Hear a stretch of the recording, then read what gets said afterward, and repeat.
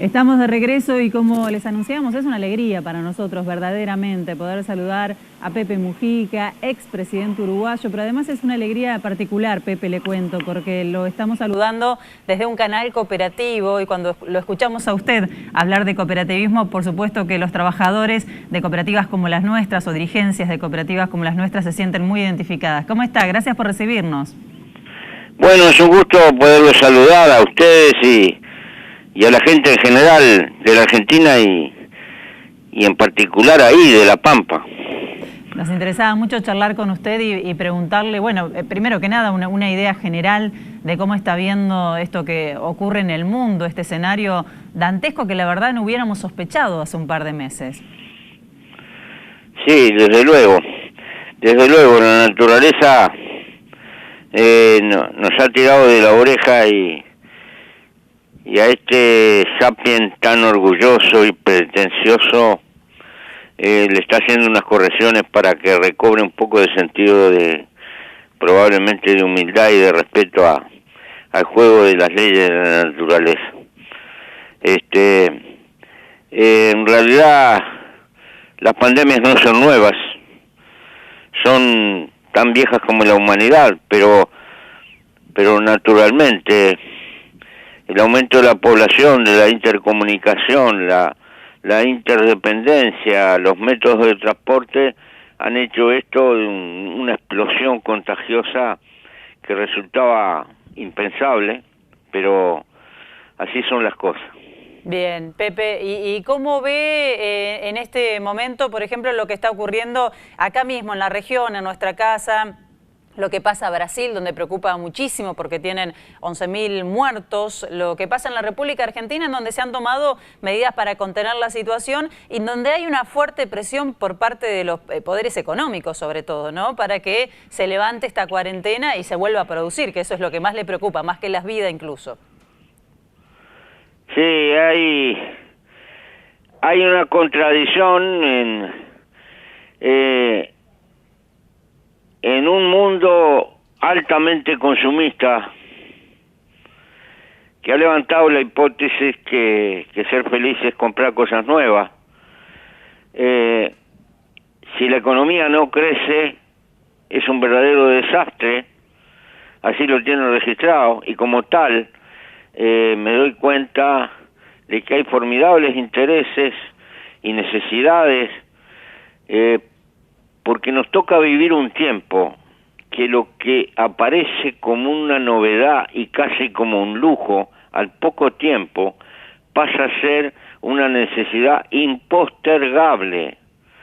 Y entonces el capítulo de las necesidades se multiplica y toda la economía está dando vuelta en torno a ello. Y ahora se nos presenta este parate que es la única herramienta que tenemos, es por ahora, para enfrentar este virus, es el aislamiento. Pero esto es contradictorio con la fluidez de la economía. Claro. Y nos crea problemas de malestar, nos crea choque político por priorizar una cosa y la otra, que no debería ser, pero es, y eso está en nuestra sociedad, y tenemos que lidiar con todo eso.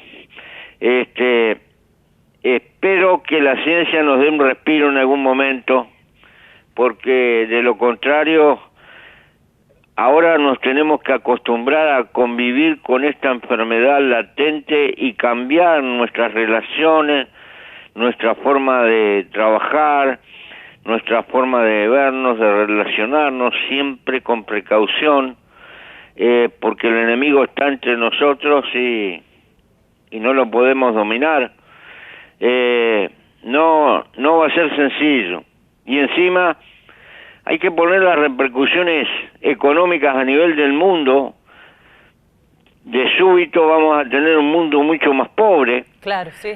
Y eso significa un costo social que nadie lo quiere pagar y que naturalmente se va a desviar de los fuertes a los más débiles, como siempre en nuestras sociedades, y probablemente generó en el mediano plazo hondas tensiones por todas partes, la salida de proyectos proteccionistas, en algunos lados un hipernacionalismo y conflictos no descartables entre Oriente y Occidente, según se puede olfatear por la literatura política internacional. Así que va a ser un mundo lleno de incertidumbre. Un mundo lleno de incertidumbres. Hay muchas teorías, muchísimas, sobre cómo vamos a salir de esta pandemia o cómo deberíamos salir de esta pandemia. Ayer leí al sociólogo filipino Walden Bello diciendo que puede haber dos salidas: o la ultraderecha capitaliza este momento o la izquierda capitaliza este momento, y reflexionaba él que la ultraderecha está mucho mejor posicionado para hacerlo. ¿Cómo lo ve usted o cómo le gustaría? Porque como bien dice hay incertidumbre, ¿no? Pero ¿cómo le gustaría que sea la salida? No, lo que me gustaría... es obvio, el problema que todo indica que los que son muy fuertes al final van a ser más fuertes. Ajá. Y va a haber un mundo de pymes que va a tener enormes dificultades y que va a quedar por el camino, y aquellos que tienen espaldas muy grandes van a concentrar más, probablemente.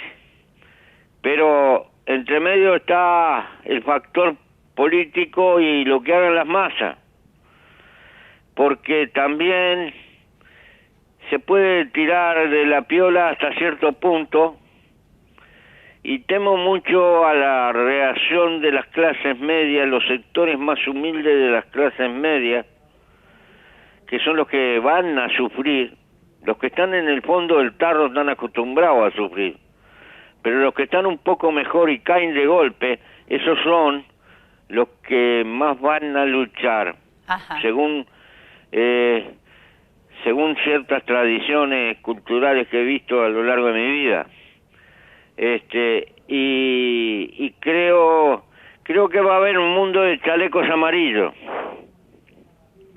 Interesante, interesante, Pepe. ¿Y qué rol debería ocupar, por ejemplo, el cooperativismo en ese nuevo mundo que se viene? Muchos destacan la importancia, porque es muy evidente, ¿no?, con lo que pasó con los insumos que se necesitan para la salud, la importancia de fortalecer los mercados regionales, ¿no? Porque de repente nos encontramos con un colapso total, todos demandando los mismos insumos a un mismo lugar. Sí,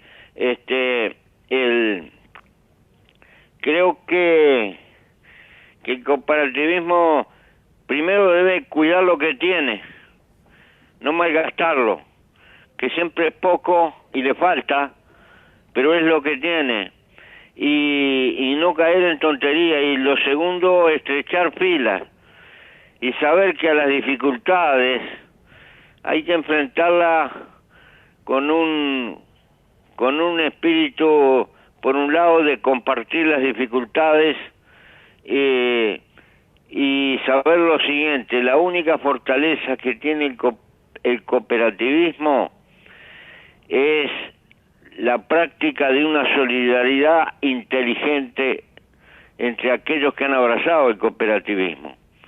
En soledad, todas las pequeñas empresas van a sucumbir. Ahora, si hay un soporte mutuo de construir un mercado y un escudo de defensa, la cosa cambia. Bien, bien. Es un momento importante para la discusión del rol del Estado también en todos los países, ¿no? Esto ha quedado muy claro. Vemos con asombro... Cuando las papas queman, todos acuden al Estado. Son todos estatistas, ¿no? Hasta los impensados. Sí. Bueno, pero digo, es un buen momento para discutir... Todos son críticas para el local del Estado. Ajá. El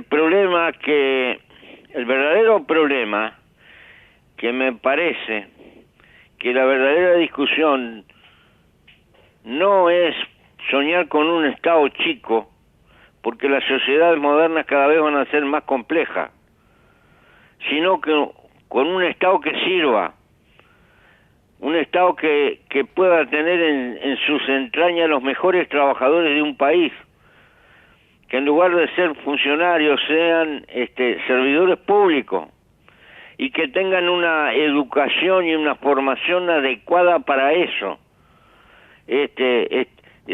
Darle a la formación del trabajador público un énfasis y una especialización que no le hemos dado. ¿Por qué? Porque en definitiva, para tener un Estado bueno, tiene que estar integrado por buenos trabajadores comprometidos socialmente en la función que hacen, y no tener un Estado que es de relleno. Los que no consiguen trabajo en tal lado se sientan y se jubilan 40 años después. Yo creo que ahí tenemos que cambiar, porque el soñar con el Estado mínimo es una utopía, es un cronismo a esta altura. Bien, bien. Pepe, ¿cómo ve la situación política en la Argentina, donde Argentina está esperando remontar un poco? Los trabajadores querían mejorar su situación, veníamos de años muy complejos, de ajustes sobre los trabajadores, de un incremento terrible sobre la pobreza, y nos sorprende esta pandemia que por supuesto va a empeorar todos los índices, pero además hay muchos frentes abiertos porque tenemos un presidente que está negociando una deuda que resulta absolutamente impagable, con fuertes presiones, con una oposición que parece no hacerse responsable de lo que hizo hasta diciembre del año pasado. ¿Cómo ve todo esto? No, la situación del gobierno es dificilísima. Yo creo que hay que, por lo menos en el capítulo de la negociación de la deuda, hay que darle todo el respaldo posible, porque realmente la Argentina no puede remontar su situación si se mete en un cronograma de pago francamente ilusorio, imposible. Tiene primero que reflotar su economía, y para eso tendrá que aprovechar los pocos recursos que tiene. No puede gastar en pagar deuda. Por eso hay que ayudar a la política del Estado y del gobierno. Me parece que pobres, ricos del medio, en eso tendrían que construir una especie de frente común como nación. Bien. Aquí en Argentina, y por ahí si usted quiere hacer alguna comparación con su país, hubo mucha resistencia a un proyecto que todavía no llega al Congreso, ¿no? Pero en este escenario desastroso se ha pretendido implementar un impuesto por única vez, es bastante tímido en realidad, por única vez a un porcentaje muy pequeño de los más ricos, alcanzaría unas 12.000, 15.000 personas, pero encuentra una feroz resistencia. ¿Cuál es su mirada sobre este tipo de impuestos y cómo lo ha llevado cuando usted era presidente en Uruguay, al impuesto a las grandes riquezas? Yo no puedo medir mucho eso. Lo que digo es que el capital es muy escurridizo, y me parece que por un lado es natural que un gobierno que está apretado esté buscando recursos heroicos, dada los desafíos que tiene por delante. ¿Y a quién le va a pedir? Lógicamente que le va a pedir a los más poderosos. Ahora, en el mediano plazo, quién sabe si no recoge más, apretando un poco más la clavija, no pidiendo tanto de entrada, pero apretando un poco más la clavija en el mediano y en el largo plazo, porque usted sabe una cosa, en ciertas partes de África aprendieron que jamás se mata una vaca lechera, porque con el chorrito diario de leche termina dando mucho más comida en una lactancia que la que tiene en el cuerpo. Claro, hay que tener la paciencia de ordeñarla. Y aquí está la cuestión. Eso de cobrarle mucho por única vez tiene sus bemoles. Hay que pensar si los más poderosos no pueden pagar un poco más muchas veces. Pero bueno, son filosofías, manera de ver.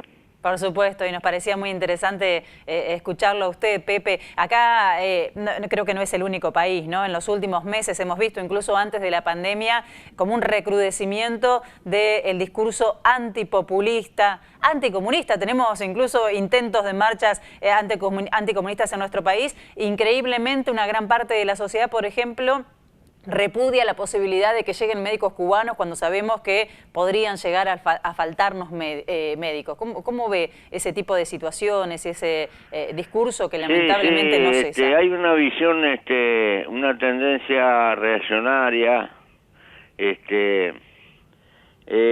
porque hay una prédica muy fuerte durante mucho tiempo de los grandes medios de prensa que siempre están directa o indirectamente dependiente de lo más poderoso desde el punto de vista económico, y se caen en cuestiones de raquetismo. Mire lo que pasa en Brasil. Echaron a los médicos cubanos y hay áreas inmensas, gigantescas de ese país, que no hay un médico, sencillamente. Sí. Y ahora están pagando también las consecuencias, porque una de las prédicas del Estado moderno es que debe de ahorrar gastos, y por lo tanto los sistemas de salud están muy venidos a menos, en algunos países desastrosamente, y de súbito apareció esto y tienen que inventar soluciones y gastar mucho más sin darse cuenta que el sistema de salud debe ser una de las inversiones más importantes de una sociedad junto con la enseñanza. Y que hay que tenerlo de buena calidad, con un espíritu de soldado de guardia, de retén. Hay que tenerlo hasta por las dudas, porque después no se puede improvisar. Y bueno, y ahí están los resultados. Esto está pasando en Brasil y está pasando en Estados Unidos. Sí. Han tenido que acudir a una serie de soluciones improvisadas porque la realidad les pasó por arriba. Y eso está expresando la falta de prevención en una política sanitaria del Estado. Hay cosas que son inevitablemente que el Estado las tiene que tener y las tiene que tener pronta, y que el mercado nunca las va a arreglar. Pepe, cierro con una pregunta, una reflexión, le voy a pedir si se quiere. Todos tenemos, digo, las postales frescas de un intento hace algunos años de unir un poco más la región, ¿no? Con figuras muy fuertes como, bueno, como la suya misma, como la de Néstor Kirchner, como la de Evo Morales, que hoy está justamente exiliado en nuestro país, como la de Chávez, como la de Bachelet misma. Digo, hasta se había pensado en un Banco del Sur, sueños que quedan históricamente postergados. ¿Cree que en algún momento eso será posible? Bueno, corso ricorso. Alguien mucho más importante que nosotros dijo: el siglo que viene nos encontrará unidos o vencidos. Ese viejo desafío está por ahí. Yo creo, como escribía un viejo historiador argentino desaparecido, hemos fundado muchos países. Nos queda pendiente el construir la nación. En el mundo que viene, en el cual yo no voy a vivir, o estaremos más juntos, o seremos nada, una hoja al viento. Gracias, Pepe. No sé lo que será posible. Lo que sé, el tamaño del desafío que tenemos. Pero si no bregamos por juntar la inteligencia, en primer término, la lucha de las universidades públicas que compongan un sistema latinoamericano, porque hemos ensayado el acercarnos por el lado de te vendo tanto y me compras tanto. Esa es una integración demasiado fenicia. Me parece que tenemos que tratar de integrar en primer término la inteligencia. Después vendrá lo otro, pero como tal hay una batalla en el seno de las universidades latinoamericanas que pertenezcan se sientan parte de la misma cosa. Pero bueno, es todo un tema. Sin duda, es un gran desafío. Pepe, gracias. Le mandamos un abrazo grande desde el canal cooperativo de Santa Rosa La Pampa. Bueno, un abrazo, querido. Hasta luego. Estamos escuchando a Pepe Mujica. La verdad que es un placer escucharlo, ¿no? Podríamos seguir hablando y escuchando sus reflexiones de muchísimos otros temas. Bueno, un gran trabajo del equipo de producción de este canal cooperativo, que aún en esta situación de pandemia, muchos trabajando desde su casa, bueno, hacen lo posible para que tengamos notas de esta calidad. Hacemos una pausa, enseguida venimos con más información.